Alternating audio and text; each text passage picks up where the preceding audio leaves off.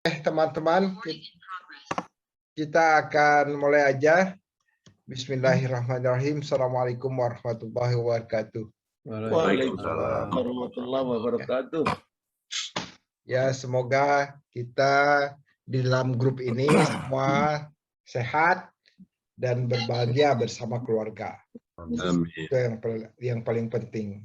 Karena apabila ada di antara keluarga yang kenapa-napa, kita yang bingung. Ya. Nah, pada kesempatan hari ini alhamdulillah Pak Andika bisa bersama-sama dengan kita. Dia punya pengalaman yang cukup banyak sebagai wartawan. Bukan wartawan sih, Pak. Bukan wartawan, Blogger. apa namanya? Blogger, Pak. Broker. Blogger ya. Ya, sebagai penulis. Jadi kita mau go blog. Iya. Pikiran rakyat. Ya. Beliau ini bisa memberikan bagaimana cara menulis yang baik. Jadi menulis itu kita mengungkapkan isi hati kita sekaligus adalah media dakwah buat kita untuk apa yang kita akan tuju. Ya. Karena dengan menulis itu berarti banyak sekali yang bisa kita ini kan. Dan mudah-mudahan tulisan lewat pikiran rakyat ini, tulisan kita, media yang efektif buat kita sampaikan kepada saudara-saudara kita yang lain. Tidak berpanjang lebar Pak Aditya, ya silakan aja untuk memberikan materinya kepada boleh, kita. Pak. Iya, Pak. Setengah jam ya. Oke. Selamat pagi, Assalamualaikum warahmatullahi wabarakatuh. Perkenalkan terlebih dahulu, nama saya Andika Wijaya Putra. Jadi di sini kebetulan, jadi sebelum ini kan saya juga bekerja ya. Cuma setelah keluar dari bekerja, berusaha untuk merintis karir sendiri di bidang blog juga, salah satunya blog. Nah, blog sendiri itu seperti apa? Jadi kurang lebih gambarannya secara umum adalah kita menulis sesuatu dan kita unggah di dalam sebuah website, di mana website itu nantinya yang akan menjadi sebuah fasilitas kita untuk menuangkan segala sesuatu yang ingin kita sampaikan ke khalayak umum. Konsepnya hanya sesederhana itu pada awalnya. Nah, tetapi perkembangan zaman sekarang, apalagi yang namanya media sosial, terutama di masa COVID, itu growth-nya luar biasa. Jadi awal muasalnya blog rame itu jujur ya mulai dari ketika COVID ini berjalan. Jadi ketika COVID, orang akhirnya boring atau mulai mencari sesuatu atau mencari nafkah juga melalui online, terutama media sosial. Sebagai gambaran, sebelum saya lari ke pikiran rakyat, jadi blog sendiri itu memiliki banyak kategori ya, bisa dari profil. Jadi kita itu membuat sebuah profil. Jadi kita tuh siapa sih? Kita itu mau apa sih? Dan kita itu ilmu apa yang mau kita sharingkan, mau kita tularkan ke teman-teman semua, ke khalayak muda atau ke khalayak orang tua atau ke ibu atau anak. Nah, itu bisa melalui blog. Itu pertama. Ya, jadi itu namanya blog profile. Ada juga yang namanya blog secara teknologi, namanya blog tekno. Nah, di situ biasanya memberitakan atau memberikan wawasan mengenai teknologi. Bisa juga usaha, bisa teknologi komputer, bisa teknologi pabrik, bisa teknologi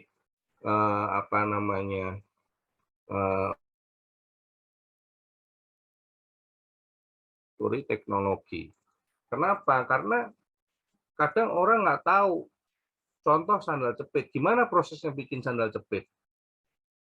Nah, ketika kita memberikan sesuatu ke orang-orang, begini loh prosesnya sandal jepit, membuat sandal jepit, orang akan jadi terbuka wawasannya. Oh, ternyata nggak sesulit itu, atau oh ternyata nggak semudah itu, oh ada prosesnya, oh ada bahannya apa aja. Nah, itu akan menjadi wawasan orang lain, di mana satu, bermanfaat buat orang lain, yang kedua kita juga bermanfaat buat kita, karena ilmu yang kita sudah punya, yang diberikan Tuhan kepada kita, kita juga bantu menyebarkan melalui blog. Salah satu, saya mau izin sharing, share screen ya. Silakan. Nah, ini cuma buat intermezzo aja dari blog. Nah, ini pendapatan saya selama 1 bulan dari 1 blog saja, Bapak-bapak.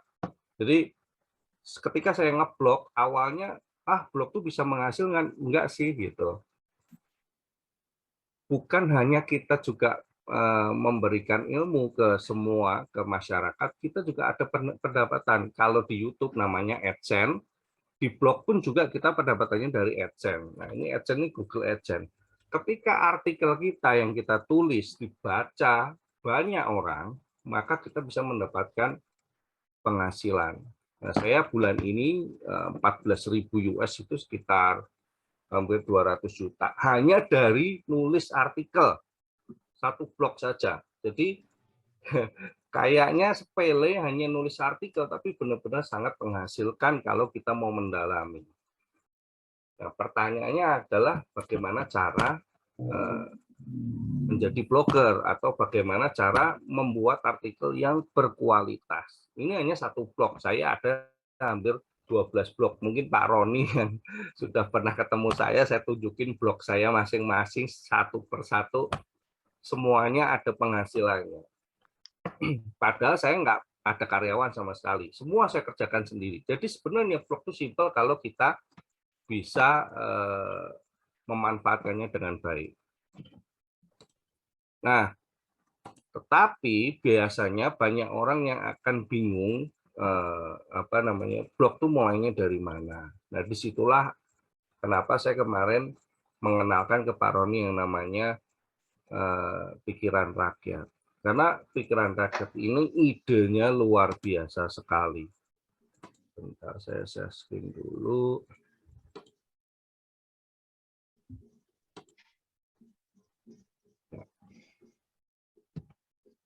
Nah, jadi pikiran rakyat sendiri, Bapak Ibu, mempunyai program di mana mereka ini menggandeng para blogger berkualitas untuk menjadi sebuah mitra. Jadi mitra, jadi bukan penulis ya sebenarnya, mitra untuk mengembangkan pola pikir ataupun memberikan wadah buat para blogger ataupun orang-orang yang ingin menulis mengenai apapun itu, skillnya kembali ke masing-masing, untuk dijadikan sebuah website yang bernaung di pikiran rakyat, artinya subdomainnya di pikiran rakyat, sehingga wawasan-wawasan yang pikiran-pikiran yang kita punya itu dituangkan dalam sebuah website yang bisa dibaca oleh banyak orang.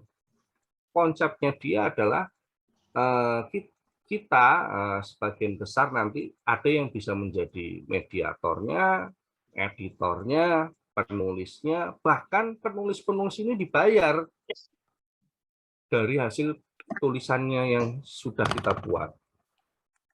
Semakin orang banyak membaca tulisan kita, maka semakin besar pula penghasilan yang akan dibagikan oleh pikiran rakyat. Konsepnya seperti itu. Nah, ini kayaknya error komputer saya kok ngeblank semua, padahal banyak. Udah masuk. Ya, udah keluar. Nah, jadi oh ya. Jadi di sini ada juga komponen-komponen yang perlu kita perhatiin. Nanti saya nggak bisa jelaskan satu persatu karena banyak dan detail. Mungkin nanti saya bisa sharingkan panduannya ke grup, ke Pak Roni. Nanti Pak Roni bisa bantu share. Jadi nanti akan ada tuh step-stepnya belajar menulis tuh seperti apa.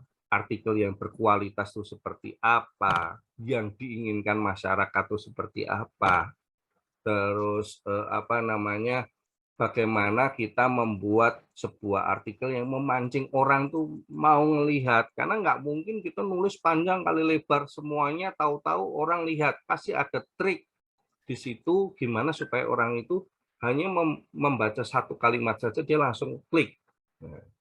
Karena setiap kali orang ngeklik, artinya itu adalah penghasilan yang kita akan peroleh.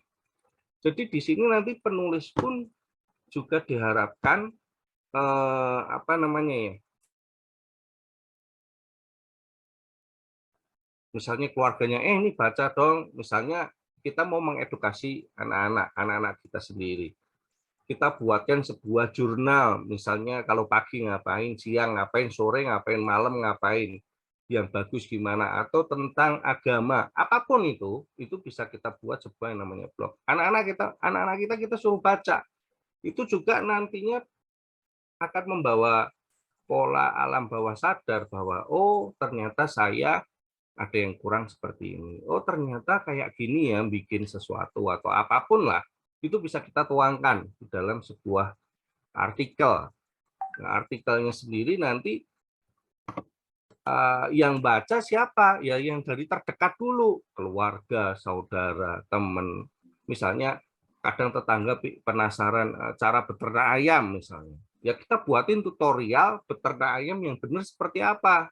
Mungkin bapak-bapak punya pengalaman yang luar biasa yang selama ini hanya Bapak yang tahu, orang lain belum tahu. Nah, kalau Bapak ikhlas mau memberikan sesuatu dalam sebuah artikel di mana nanti akan bermanfaat untuk semua orang, ini sebagai istilahnya sebagai apa ya, sebagai pahala buat kita ya, nabung pahala tulisan-tulisan kita, semoga bermanfaat. Nah, itu luar biasa sekali. Satu, membantu orang banyak, membantu kita sendiri, kita juga dibayar sebagai penghasilan tambahan. Nah, itu luar biasa sekali menurut saya poin-poinnya. Nanti saya share saja karena kan ini banyak, panjang sampai 80 tulisan dan ini aja masih nge-download ya, jadi belum muncul semua. Kurang lebih seperti itu, Bapak, Ibu, ada ibu-ibu juga nggak? Bapak-bapak ya, kebanyakan ya. Mungkin ada yang mau ditanyakan, karena waktunya singkat, saya sedikit penjelasan gambarannya saja dulu. Nanti Bapak Ibu juga jangan khawatir, setelah membaca panduan dan lain-lain, misalnya jadi kita mau membuat prospek ini, ya akan ada pelatihan khusus untuk menulis artikel, itu juga ada tersendiri. Terus kalau yang misalnya sudah punya pabrik, karyawannya itu bisa dimanfaatkan sebagai penulis juga bisa, sebagai pembaca juga bisa. Jadi bukan hanya menulis, mereka juga dapat tambahan penghasilan, mereka juga bisa membaca artikel yang sudah kita buat. Misalnya tutorial, misalnya bagian mesin ya, tutorial untuk menggunakan mesin yang benar gimana, itu bisa dituangkan diartikelkan ya.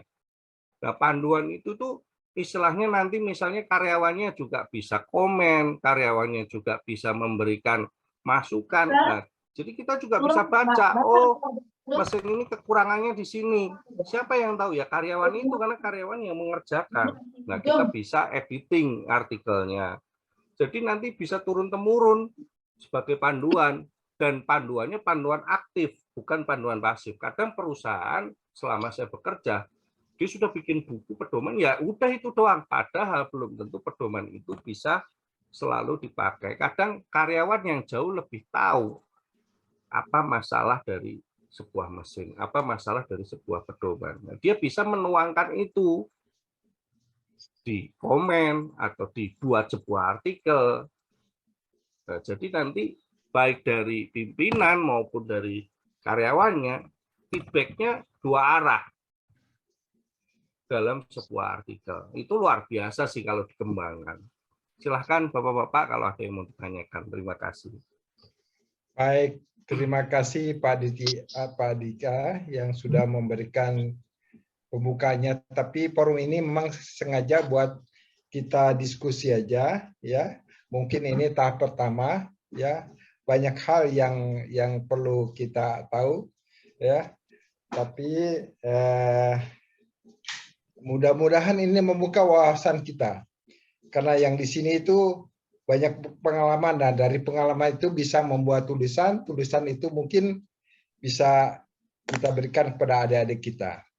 Tapi jangan lupa kita punya niat bukan karena yang pertama selamat dulu ya buat Pak Andika yang omsetnya bukan main tuh. itu cemilannya aja Pak. Jadi istilahnya apa ya, sebagai motivasi. Terkadang kadang orang main. nulis doang boring Pak. Kalau ada motivasinya, ada hadiahnya kan lumayan Pak itu Pak. Ya, betul. Kalau buat bapak-bapak sih saya percaya lebih ke pengalamannya, lebih ngumpulin pahalanya sih itu. Baik. Itu nomor 1 pasti Pak. Baik.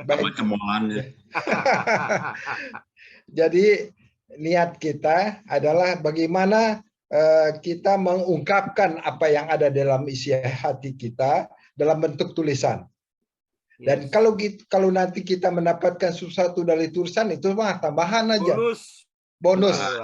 Ya. Bonus yang paling penting bagaimana kita bisa mengungkapkan tulisan itu dalam apa? Ya, bagus deh dalam istilah kita mah jadikan satu forum dakwah. Ya. Jadi satu forum yang bisa memberikan lain. Betul. Mungkin saya harapkan banyak teman-teman yang bisa memberikan kontribusi, dan saya kira ini bukan hanya sekali nih, ya Pak Andika, ya bukan hanya sekali forum ini bisa diinikan. Ya saya minta nanti masing-masing di antara kita memberikan memberikan masukan-masukan yang berarti. Saya minta buat anak muda dulu deh, buat Jaki, silakan Jaki. Jaki atau Tata, silakan. Ya, alhamdulillah nanti kolaborasi ini insya Allah. Baik, Pak Andika, terima kasih banyak atas gambarannya. Kalau boleh tahu Pak Andika, untuk ngeblog ini, dulu kan Pak Andika background-nya itu emang sempat writer ya, sempat penulis di tempat lain gitu ya. Kemudian sekarang terjun sendiri. Ya. Kira-kira pertama motivasinya apa nih Pak? Sekarang jadi terjun sendiri, yang tadinya di bawah naungan perusahaan sekarang jadi sendiri. Kemudian yang kedua, saya pengen nanya, kebetulan kami kan ada di lingkungan pondok pesantren, yang di sini santri-santri itu ada yang memang yang punya minat untuk menulis gitu. Tapi di pondok pesantren ini memang saat ini kami membatasi dalam penggunaan handphone dan gadget, karena itu seperti yang Zoom kita kemarin, untuk mengawasi mereka ketika menggunakan handphone dan gadget itu masih perlu effort yang lebih gitu. Kira-kira ada ada masukan dari Pak Andika agar mereka juga punya wadah yang bisa disalurkan sehingga bisa arahnya nanti mengenalkan dunia blogger juga mungkin seperti itu. Itu dari Zaki, dari ini ada juga dari istri mungkin. Dari apanya? Silakan aja langsung. Ada di sini. HP-nya di bawah, mungkin di kamar mama. Wah, kamu jadi pakai topi. Assalamualaikum warahmatullahi wabarakatuh. Waalaikumsalam warahmatullahi wabarakatuh. Ya, terima kasih Pak Andika sharingnya. Ini ya, qadarullah, dari tahun kemarin saya juga mulai berkecimpung jadi penulis ceritanya. Tapi ikutan ini event antologi, buku-buku antologi, ya bukan blogger memang gitu. Jadi memang menerbitkan buku gitu, dan alhamdulillah betul writing for healing. Jadi saya menggunakan menulis itu memang untuk menenangkan pikiran, meluapkan perasaan gitu. Kalau memang setelah itu saya dapat uang dari jualan buku, ya alhamdulillah gitu ya. Nah, menyambung dari santri yang dikatakan Pak Zaki, alhamdulillah santri ada yang meluapkan bakat menulisnya itu dengan proyek antologi itu. Jadi saya ngajak santri-santri, yuk ikutan yuk yang mau ikutan proyek antologi gitu, terus nulis bareng. Cuma memang nggak berjalan rutin gitu. Nah, saya mau nanya ini ke Pak Andika, kalau jadi blogger itu sampai misalnya mendapatkan viewers yang banyak, terus uang yang pemasukan yang banyak itu apakah harus menulis setiap hari, mengupload artikel setiap hari atau bagaimana gitu? Gitu aja Pak Andika, terima kasih. Assalamualaikum warahmatullahi wabarakatuh. Waalaikumsalam. Oke, kayaknya mesti satu-satu nih Pak Andika nih. Ya, Yang saya nggak sampai bisa, takut lupa. sebelum nanti Pak Sarif, saya minta Pak Andika jawab dulu. Oke, baik Pak. Izin menjawab. Yang pertama, motivasi saya full blogger ya. Jadi pada awalnya sebenarnya saya tidak mengerti sama sekali cara menulis pada awalnya ya. Jadi saya bekerja itu dulu, saya punya company logistik yang sampai sekarang bergerak di bidang forwarding, ekspor import, lokasinya ada di Cina. Tetap itu saya lakukan. Sebelumnya saya bekerja di PT Indomarko, yaitu di Inti Cakrawala Citra, Indogrosir, kalau Bapak Ibu tahu. Saya di sana kepala cabang selama 3 tahun, bekerja di sana sampai 11 tahun kurang lebih. Nah, lalu saya melihat banyak apa ya istilahnya yang mulai menggugah hati menjadi blogger itu ya dari pengalaman. Pengalaman saya sebagai karyawan, walaupun sudah sampai kepala cabang juga masih karyawan juga. Terus pengen punya usaha sendiri awalnya itu. Nah, pertama dari usaha offline yaitu logistik. Setelah dari logistik usaha online. Usaha online ini apa yang sekiranya itu nggak lekang oleh waktu, yang gampang, yang dan tidak membutuhkan apa ya rutinitas, yang tidak membutuhkan rutinitas. Jadi awalnya di situ saya mencari tahu dari online, otodidak semua Bapak-bapak. Jadi saya nggak ada pelajaran membuat penulisan yang bagus, juga nggak ngerti sama sekali. Dan dari situ saya lihat kalau Bapak Ibu lihat di Facebook, di sosial media, ketika membuka sosial media selalu sering kadang muncul iklan tutorial apa misalnya aplikasi membuat wajah kartun, aplikasi membuat foto menjadi edit pengantin, scroll, atau kadang juga muncul tutorial beternak sapi atau telur puyuh, itu kadang kan muncul tuh di beranda. Nah dari situ kita penasaran, ini apaan sih gitu. Saya main klik-klik aja Bapak-bapak. Oh dari situ ternyata ini sebuah artikel, di mana di artikelnya itu diselipin sebuah iklan. Nah iklan ini dari namanya Google AdSense itu tadi. Setelah saya telusurin lagi YouTube juga ternyata kalau kita nonton YouTube selalu muncul iklan. Nah, iklan ini juga dari Google AdSense. Ternyata nilainya luar biasa dari Google AdSense tersebut. Dari situlah saya belajar sendiri bagaimana cara membuat sebuah artikel ada clickbait-nya, artinya supaya orang tuh mau baca gitu. Kalau cuma buat artikel tapi kalau orang nggak ingin baca ya pasti gagal. Nah, di situ teknik-teknik yang perlu kita nanti pelajarin bersama-sama. Karena nggak bisa juga kita hanya sekedar membuat artikel. Mungkin artikel bagi kita menarik, tapi belum tentu buat orang lain menarik. Nah, gimana caranya supaya orang lain juga jadi tertarik? Nah, itu ada teknik-teknik tersendiri yang memang itu harus dilatih. Lama-lama itu nanti akan bisa sendiri. Saya blog sendiri masih baru setahun ini, setahun setengah ini. Jadi setengah tahun saya mendalami, setahun saya baru mengerjakan blog dan alhamdulillah sudah menghasilkan. Sebenarnya jadi cepat sekali kalau memang kita punya niat dan mau usaha tentunya. Terus nomor 2, untuk mengenai pesantren ini luar biasa. Saya sendiri dulu kecilnya mondok di Tebuireng di Jombang. Memang PR-nya di pesantren itu biasanya adalah alat komunikasi, di mana biasanya di sana lebih difokuskan pada hal agama ya, tentang mengaji, terus mungkin kitab kuning, terus dakwah, sholawat, udah itu pasti itu semua itu aja tentang itu. Nah, ketika ada komunikasi yang sekarang makin marak, efek negatifnya tentu juga sangat besar ketika mereka tidak bisa menyalurkannya dengan hal yang positif.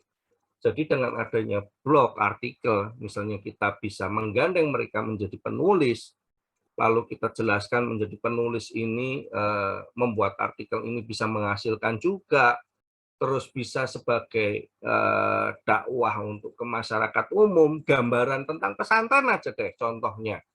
Orang banyak yang nggak tahu pesantren itu seperti apa, kehidupan sehari-harinya seperti apa. Terus misalnya kita juga dakwah contoh tentang mengenai kitab kuning. Enggak semua orang juga paham kitab kuning itu seperti apa.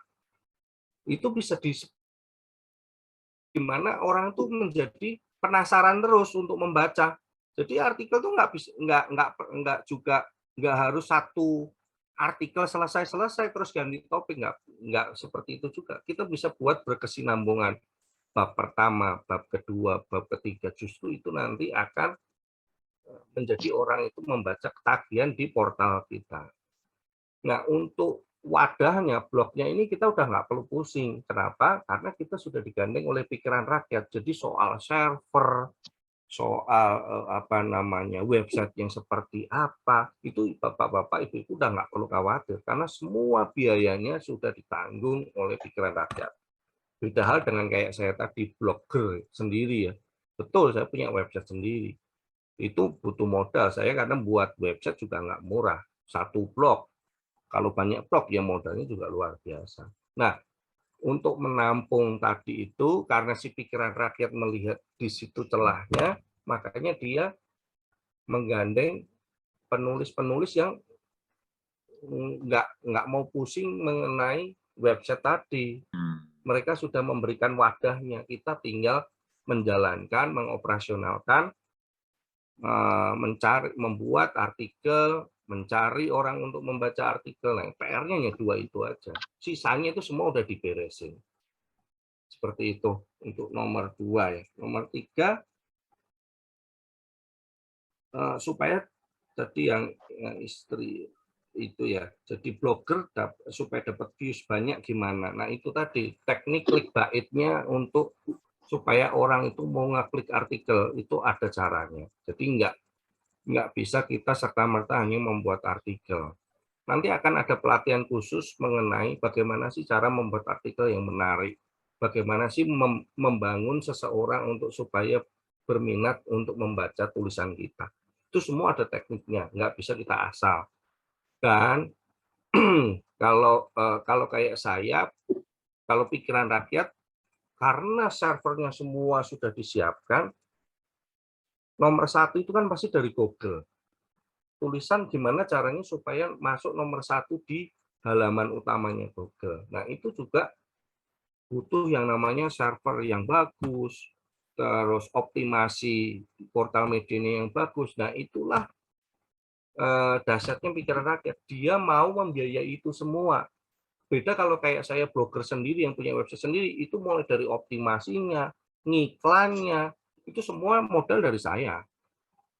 Nggak sendirian, nggak cuma saya buat artikel terus upload di website. Nggak bisa begitu. Semua ada tekniknya. Kalau misalnya untuk mereka, itu semua udah diurusin bapak-bapak. Enak banget, kita tinggal fokus ke menulis serius dan mencari orang yang mau membaca tulisan kita. Hanya 2 itu aja PR-nya. Oke. Seperti Ini itu. tertarik sekali nih. Ya, Saya minta ya. Pak Sarif, ini ada pertanyaan Pak. Kebetulan udah ya. chatting saya, boleh saya jawab Pak? Silakan. Ya, jadi Pak Andika, artikel yang kita buat diupload di mana? Apakah kita harus membuat blog sendiri? Nah, dengan adanya pikiran rakyat tadi, artikel nanti semua penulis akan mendapatkan akses website cabang pikiran rakyat. Di situ nanti setelah ditulis oleh bapak-bapak, masuk ke bagian draft, di mana draft itu nanti kita akan seleksi dulu, kita akan periksa dulu. Siapa yang meriksa? Editor. Editornya siapa? Ya kebetulan saya. Karena kan saya yang sudah memahami apa yang harus ditulis yang baik.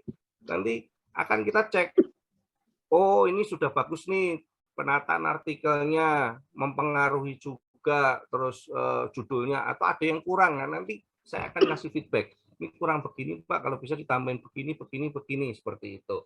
Nah, ketika semua sudah ready, udah langsung publish. Muncul di cabang pikiran rakyat, seperti itu. Saya kira bagus sekali ya. Ini ada masukan kalau seandainya kita mau tanya, lebih baik ditulis dicek nih, bisa cepat, lebih cepat. Ya. Daripada kita memberikan kesempatan sehingga banyak waktu nanti di situ. Ya. Tapi untuk yang kedua nih Pak Sarip, silakan kalau ada poin-poinnya langsung. Ya, tadi kan udah dijawab ya pertanyaan saya yang pertama. Terima kasih Pak Andika. Kemudian pertanyaan yang kedua, sekarang untuk mendapatkan akses pikiran rakyat, gimana caranya? Oke, baik Pak. Jadi ketika nanti semua sudah sepakat, saya tentunya akan koordinasi kembali ke pikiran rakyat untuk membuat sebuah cabang pikiran rakyat. Misalnya kita sepakatin namanya misalnya wirausaha.pikiranrakyat.com misalnya. Berarti di situ nanti kita aksesnya ketika semua medianya sudah disiapkan oleh pihak pikiran rakyat, nanti tentu kita akan buat list form siapa sebagai penulis, siapa yang bersedia sebagai editor, siapa yang sebagai misalnya cross check atau apapun itu nanti ada job disk-nya masing-masing, nanti kita akan bahas lebih lanjut Pak. Oh, jadi kita punya nanti bisa dibentuk cabang sendiri gitu ya, kelompoknya. Betul Pak, iya. Nah lalu terus tema tulisannya bebas kan? Bebas Pak, nanti finance, teknologi, usaha, tapi sepengalaman saya saran saya adalah walaupun ada banyak kategori, harus ada satu kategori khusus, niche khusus, di mana itu sebagai keunggulan media kita. Jadi supaya membedakan media kita dengan media yang lain. Kalau hanya kategori umum, pasti kita kalah dengan media-media besar, Pak. Kayak Pikiran Rakyat, Kompas, dan lain-lain itu udah umum. Nah, kita harus mempunyai suatu niche yang bisa menonjol. Entah itu tentang kewirausahawannya, entah itu tentang finance, apapun yang menjadi keahlian kita masing-masing. Di situ kita buat semenarik mungkin, jadi mereka akan lebih banyak melihat di situ. Tapi kategori lain juga harus ada, misalnya kita bisa memanfaatkan tadi santri, atau karyawan pabrik, atau yayasan, kalau ada yang punya yayasan, di situ kita bisa manfaatkan. Jadi luar biasa sih, potensinya sangat besar. Terima kasih. Oke, ya langsung nanti di itu aja. Pak Swadi ada yang mau ditanyakan, silakan. Ya, baik. Terima kasih Pak Haji. Terima kasih Pak Andika atau Di Andika ya. Iya. Hari ini sebetulnya ini sangat cocok sih bagi kami yang sudah tidak muda lagi. Artinya dari rumah dengan pengalaman yang ada, dengan kemungkinan yang kami lakukan itu bisa menjadi tulisan ya untuk apa yang disampaikan tadi Pak Andika ya. Ya. Namun memang kesulitannya sama seperti juga barusan Pak Sarip sampaikan.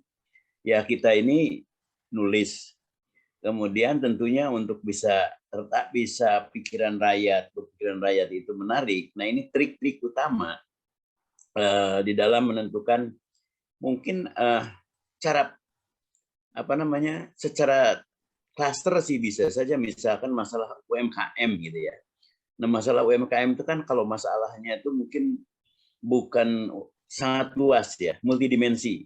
Nah bagaimana kita itu bisa menentukan multidimensi mana atau cara pandang mana yang bisa menarik atau bisa membuat si perusahaan seperti Pikiran Rakyat di blognya itu, yakin kita harus tahu apa yang sudah dilakukan orang lain di tempat yang sama. Barangkali itu bagaimana itu? Karena apakah kita misalkan menelusuri dulu dari misalkan saya mau nulis masalah UMKM misalkan ya. Nah tentunya kan cara pandang atau paradigma dari pengembangan UMKM ya bukan hanya masalahnya, tapi pengembangannya seperti apa, bisa masalah, perkembangan, kemudian juga solusi termasuk dan juga kelembagaan yang bisa menolong mereka. Nah ini bagaimana cara men-traceability sehingga kita masuk dengan mudah, ya bukan dengan mudah, bisa diterima lah Barangkali itu De Andika. Ya, Terima kasih. baik Pak, makasih Pak. Jadi kalau boleh sedikit saya menjawab, awalnya pun saya juga berpikiran seperti itu Pak. Awal ketika saya mau jadi blogger ya, apa yang mau saya tulis? Terus apakah ia beda dengan tulisan yang lain? Terus apakah ia jadi orang menarik? Kan begitu Pak. Apakah kita perlu riset dulu nih, misalnya tentang UMKM itu apa yang dia mau? Sebenarnya nggak perlu sampai seperti itu Pak, kalau dari pengalaman saya. Karena begini, setiap penulis itu mempunyai ciri khas dan teknik, punya strategi masing-masing. Punya keunikan pasti Pak. Pasti punya keunikan yang berbeda, walaupun secara metode mungkin bisa sama. Nah, justru dari keunikan itulah yang kita akan tuangkan nantinya menjadi sebuah artikel yang bisa kita nanti bandingkan dengan artikel yang lain ketika sudah publish. Jadi mirip pun tidak masalah. Bahkan di pikiran rakyat, maaf tadi ada satu pertanyaan yang keselip mungkin, apakah kita tiap hari harus menulis? Kan pertanyaannya seperti itu. Jadi tidak harus, karena saya sendiri kebetulan saya punya background yang punya tim IT, saya membuat software di mana saya bisa bikin tulisan secara otomatis sebenarnya. Tapi yang namanya software sebatas software. Kalau nggak ada otaknya, nggak ada keunikannya ya tulisannya ya ala kadarnya secara umum begitu kan. Bahkan kalau di pikiran rakyat itu bulan pertama ditarget 1000 artikel. Satu media itu ditarget 1000 artikel. Makanya kenapa kita bisa mengundang banyak orang, tujuannya supaya ringan bikin artikelnya. Tulisan manusia, humanisnya manusia, artikelnya yang dibuat oleh manusia itu sangat berbeda dengan tulisan software. Kenapa? Karena mempunyai ciri khas. Mau temanya sama, mau strateginya, panduannya ternyata sama. Tapi karena yang nulis manusia ini pasti hasilnya beda-beda, Pak. Ya. Nah, ketika hasil yang berbeda-beda itulah yang nanti akan menjadi tolak ukur masyarakat lain mau membaca atau tidak. Justru kita akan nantinya belajarkan setiap penulis nanti di bawahnya ada tulisannya, misalnya dari penulis Bapak Kosasi Sukanta, itu semua muncul. Penulis, misalnya Bapak Suwito, itu nanti semuanya muncul penulis-penulisnya. Nah, dari situ kita justru bisa introspeksi diri juga. Ketika saya menulis sudah ada 100 misalnya, kok yang baca cuma ada bersama-sama apa yang perlu diperbaiki, apa yang perlu ditambahkan dan dikurangi. Seperti itu, Pak. Jadi ini benar-benar terbuka gitu. Buat kitanya juga terbuka. Jadi nggak perlu khawatir bahwa metodenya ternyata udah ada yang nulis. Belum tentu. Walaupun sama pun, kalau gaya penulisannya berbeda dan ternyata disukai oleh orang, lebih banyak punya Bapak yang dibaca. Seperti itu, Pak. Ya, kalau ya. boleh jawab. Oke, makasih Pak Andika. Ya. Selanjutnya Pak Bulin, silakan Bulin. Selamat pagi, salam sejahtera untuk kita semua. Salam kenal buat Andika. Saya bangga masih muda, bisa potensinya luar biasa. Amin. Nah, kami sangat bangga bisa belajar. Nah, saya mohon izin kalau bisa kami katanya Pak Andika akan kasih kami membaca dulu. Ya. Saya tadi lihat tulisan tapi saya tidak kelihatan. Ya, makanya nanti kita share Bu untuk itunya ya, tutorialnya. Jadi supaya ada gambaran. Menulis tuh begini. Membuat artikel begini. Itu semua nanti ada di situ Ibu. Ada gambarannya supaya kita paham dulu, searah dulu. Mungkin next meeting jadi sudah punya pertanyaan-pertanyaan yang sudah langsung lebih ke fokus. Kalau sekarang kan masih ngebayang-bayang gitu kan. Seperti itu. Betul, saya bangga anak milenial sudah bisa luar biasa menghasilkan. Oke. Ya, terima kasih. Iya, mohon kami dikasih soft copy, kami baca dulu. Baik. Oke. Ini silakan Aku merasa menulis itu susah. Ya. Terima kasih Bulin. Silakan. Dari Pak Supandi, kalau boleh saya jawab nih. Pak Andika, untuk kami yang sudah tidak muda lagi, sangat menarik apa yang diuraikan pagi ini, bagaimana trik kelebihan untuk topik yang spesifik dan menarik, sehingga bisa diterima oleh pihak seperti pikiran rakyat. Jawabannya sebenarnya sangat simpel, Bapak Supani. Jadilah diri sendiri. Karena kita adalah ciptaan Tuhan di mana setiap orang mempunyai kelebihan dan kekurangan masing-masing. Percaya diri itu sangat penting dalam hal membuat artikel. Teknik, tutorial itu semua nanti ada. Semua akan diajarkan. Tetapi ketika praktek membuat sebuah artikel, disitulah nanti keunggulan masing-masing akan muncul. Ide-ide liar, ide-ide yang lain-lain yang selama ini ada cuma di dalam hati dan pikiran aja, tahu-tahu nanti keluar semua menjadi sebuah artikel. Itu efek secara otomatis, Pak. Karena dulu saya juga begitu. Yang bingung mau nulis apa, tahu-tahu karena terbiasa orang demo. Wah, ini bisa jadi sebuah ulasan nih, demo di depan rumah saya nih, ngapain nih? Oh, ternyata lagi ada pertengkaran tetangga, bunuh-bunuhan atau apa. Nah, itu sebuah artikel, bisa jadi artikel.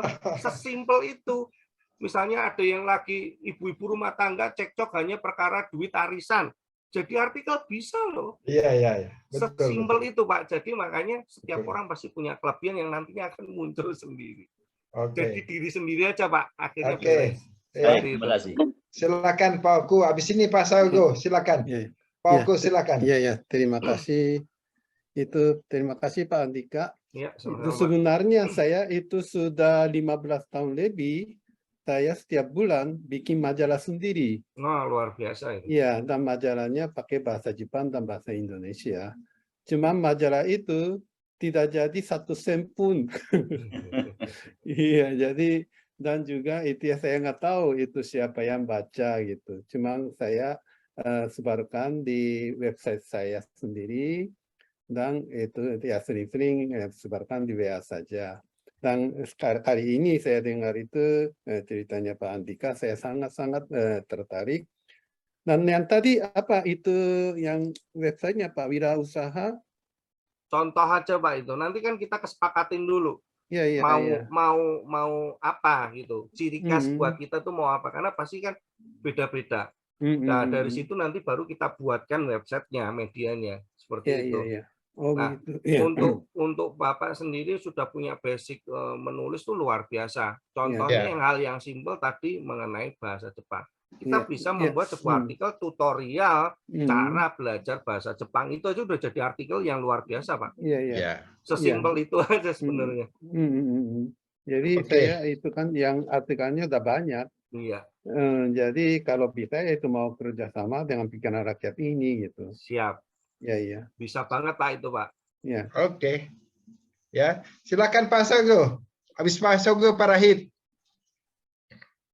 Terima kasih Pak. Sebelumnya Pak Andika ini sangat menarik lah buat saya gitu ya. Untuk yang belum pernah menerbitkan artikel atau apapun gitu. Cuma kembali lagi mungkin samalah yang ada di pikiran bapak-bapak yang belum pernah melakukan ini.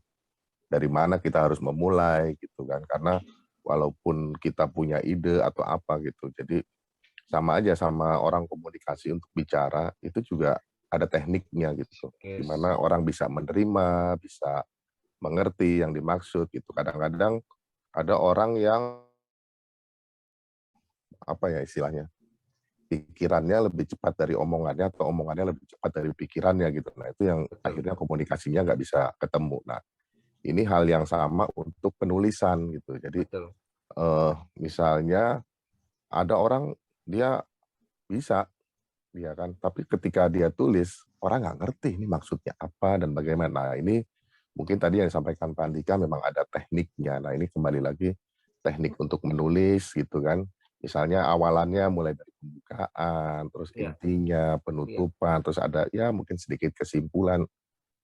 Itu dari baru teknik penulisan Pak ya. Nah ini kalau kita bicara hard copy dulu sebelum ada blog, itu ada kalau kita ke toko buku atau kita melihat buku, itu pasti yang dilihat look-nya pertama kali itu yang eye catching, misalnya tampilan bukunya, wah warnanya yang ngejreng, wah apa dan sebagainya. Nah itu yang kalau sekarang udah teknologinya itu sudah masuk ke blog atau ke website, itu kalau saya sering nonton YouTube atau apa gitu ya, itu kadang-kadang bikin tulisan judulnya aja tuh yang membuat orang penasaran. Nah mungkin itu yang dimaksud Pak Andika. Nah itu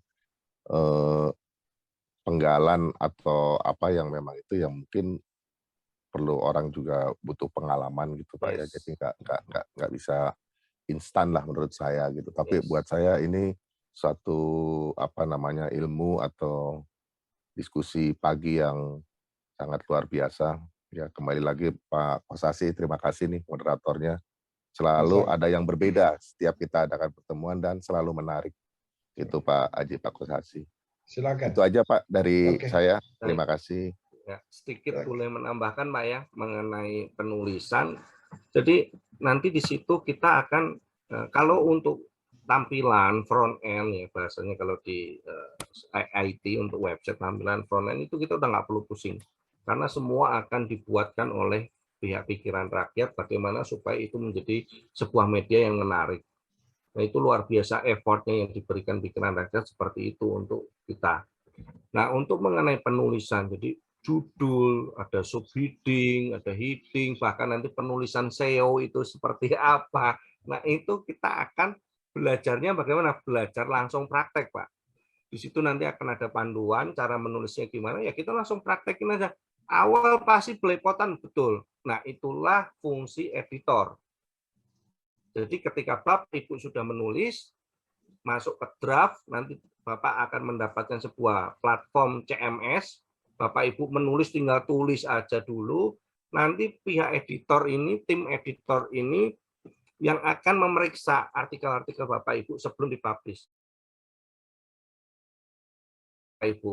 Nah, ketika semua sudah, nanti kita akan publish, kita juga akan info ini ke Bapak, Pak, mohon izin kita edit seperti ini, seperti ini, seperti ini, seperti ini, supaya tampilannya, penulisannya itu menjadi menarik. Nah, dari situ nanti Bapak akan melihat, oh, ternyata yang bagus itu begini ya. Oh, ngeditnya ternyata caranya begini ya. Lama-lama akan terbiasa dengan sendirinya. Saya juga begitu, Pak. Full 100% otodidak, nggak belajar sama sekali dari pelatihan. Semua dari online belajar sendiri. Nggak bisa nulis juga, Pak, saya. Belajar semua nonton di YouTube, ngelihat di artikel cara nulisnya gimana, saya praktekin satu persatu. Pada akhirnya nemu, oh supaya orang mau ngebaca itu, kita kasih gimmick apa dulu. Nah, itu ada, Pak. Nanti lama-lama akan kebuka sendiri. Tapi tentunya dengan praktek. Makanya di sini akan lebih banyak orang menulis, supaya tulisannya semakin lama semakin bagus. Oke.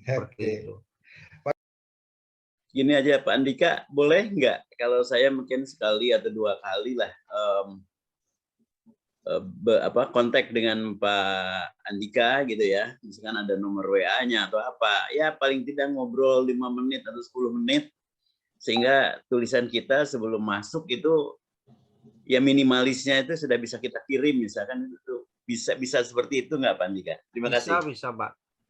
Ya, bisa. Jadi saya minta nomor WA-nya boleh ya? Boleh Pak. Oke. Baik. Ada lagi dari yang lain? Sebelum saya ingin tanya juga. Silakan. Pak Andika, ini kan banyak website atau media sosial yang membuka siapapun akan masukin tulisan kan gitu ya. Iya. Nah, sedangkan tadi kan kita mau bikin wadah sendiri melalui pikiran rakyat. Iya. Mungkin saya menyimpang sedikit, kalau kita ingin masuk ke salah satu website yang umum itu, kita untuk mengirim tulisan itu bagaimana caranya itu? Artinya bukan pikiran rakyat ya Pak, membuat blog sendiri seperti itu ya? Oh harus buat blog sendiri, kan di situ udah ada banyak media sosial yang silakan mengirim tulisan atau apa gitu. Seperti itu.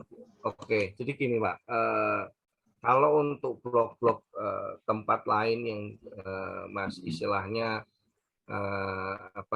yang membuka wadah untuk menulis itu biasanya hanya sebagai sebagai wadah penulisan aja, belum secara formal itu istilahnya diaturin lah Pak, bahasanya seperti itu gampangnya. Jadi begini, perbedaannya dengan pikiran rakyat.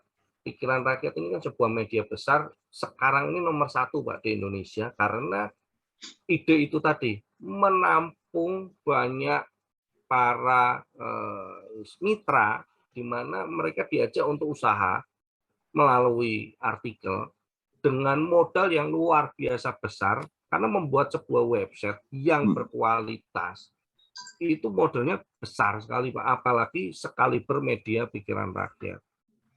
Dia server aja itu pakainya AWS, di mana itu ratusan juta setiap bulan untuk satu website.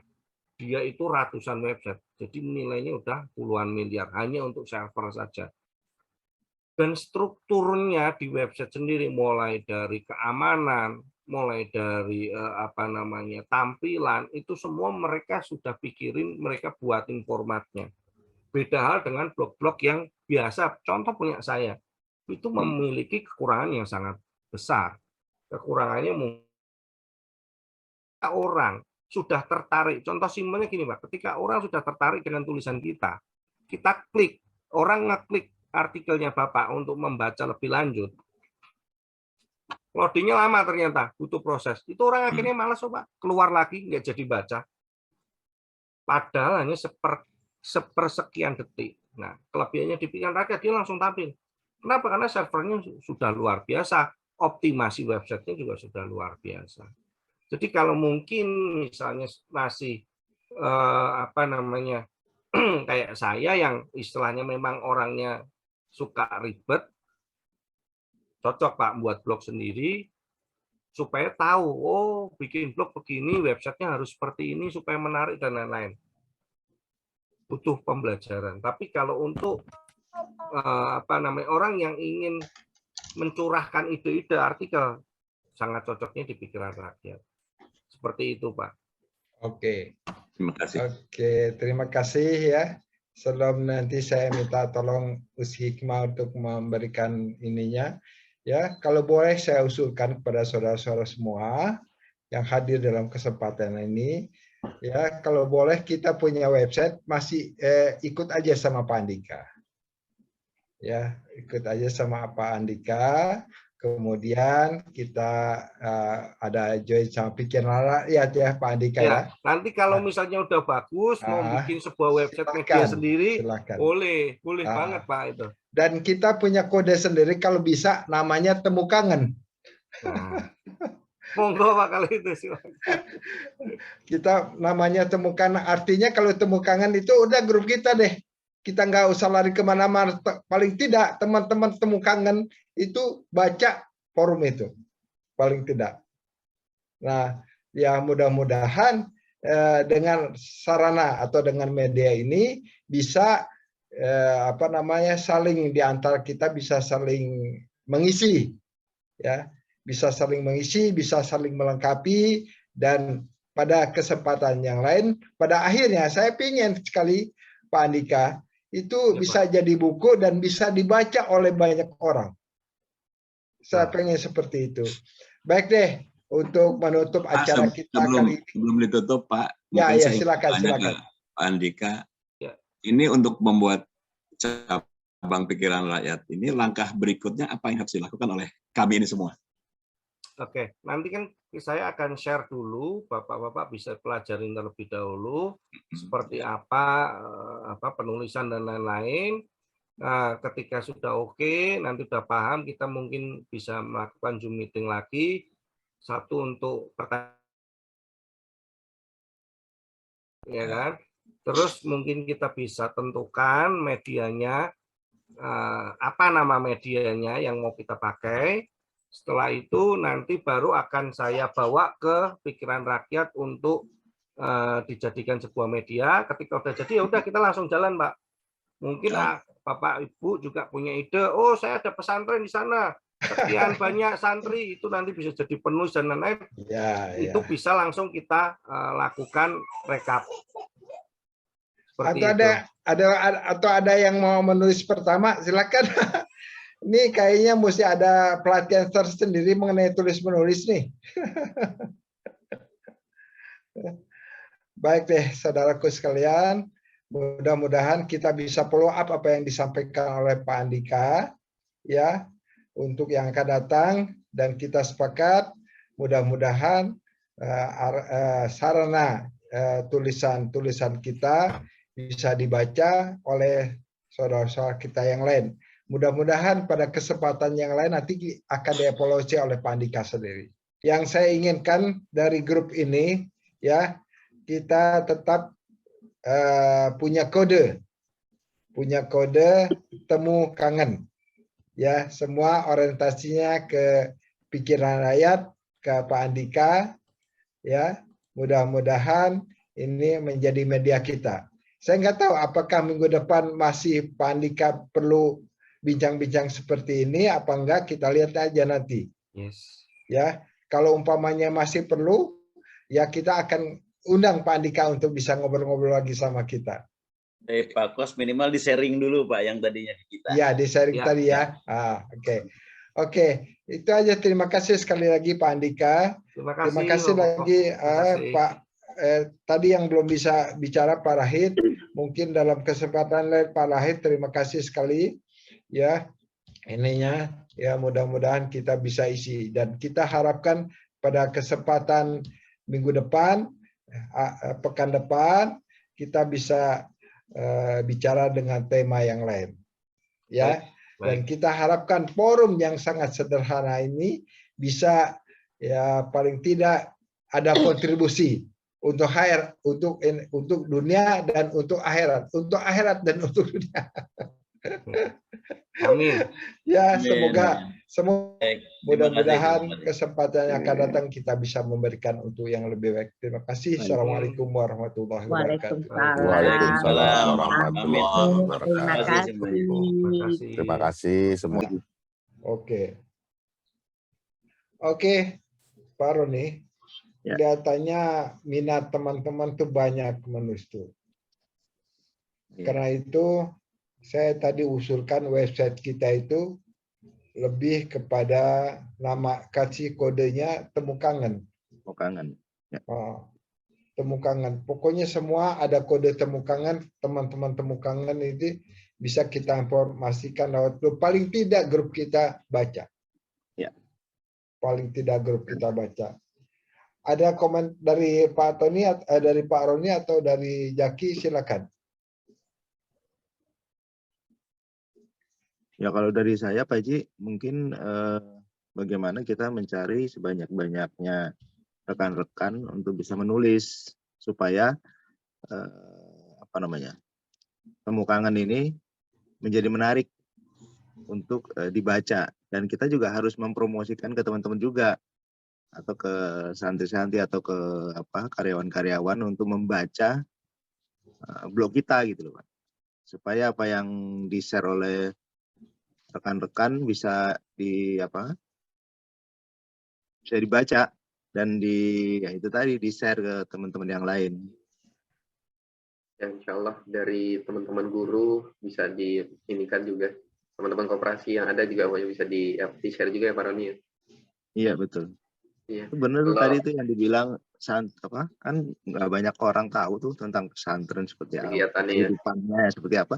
Itu jadi bahan penulisan, itu baru pesantren aja, belum setiap siswa kan pasti punya kemampuannya masing-masing. Bagaimana cara menulis yang baik, atau malah bagaimana menulis mushaf. Saya nggak tahu ya, mungkin banyak lah yang hal yang menarik yang pasti orang suka gitu. Betul. Nanti enaknya bikin grup sendiri. Apakah ini emang harus ada konsorsium ya Pak Roni ya?